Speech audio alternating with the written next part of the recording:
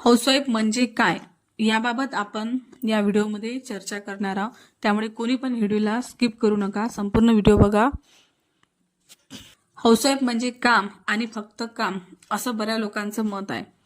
काही महिला काम व घर अशा दुहेरी जबाबदारी सांभाळण्याचा निर्णय घेतात, तर काही महिला गृहिणी म्हणून संसार सांभाळण्याचं ठरवतात। हाऊसवाईफ आपल्या घराला सर्वात जास्त आणि पहिलं प्राधान्य देताना दिसून येते। हाऊसवाईफ कोणापेक्षाही कमी नसतात। त्यांचं होम मॅनेजमेंट इतकं मजबूत असतं की भल्या भल्यांना घाम सुटतो। हाऊसवाईफ घराची शोभा, लक्ष्मी, सुख, शांती सारं काही असतात। त्यांच्याशिवाय घरातील आनंद कायम अपुरा असतो। म्हणूनच म्हणतात ना की घरातील लक्ष्मी खुश तर संपूर्ण घर खुश।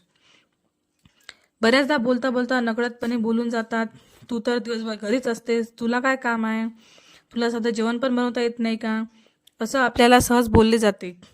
पण जेव्हा ती घरात नसते तेव्हा मात्र तिच्या कष्टांची किंमत समजते। त्याची तुलना कोणाशीच होऊ शकत नाही।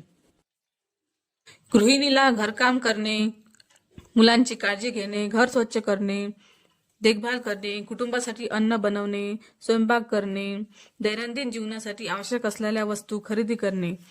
एखादी उच्च शिक्षित महिला नोकरी न करता केवळ घर सांभाळते। घर सांभाळणे हे सुद्धा एक कौशल्य आहे। म्हणूनच गृहिणी असलेल्या उच्च शिक्षित महिला अभिमानाने आम्ही होममेकर असल्याचं सांगते।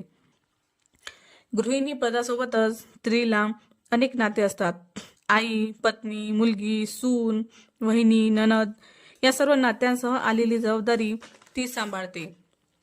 भावी पिढी घडवण्यासाठी मुख्य जबाबदारी सांभाळावी लागते।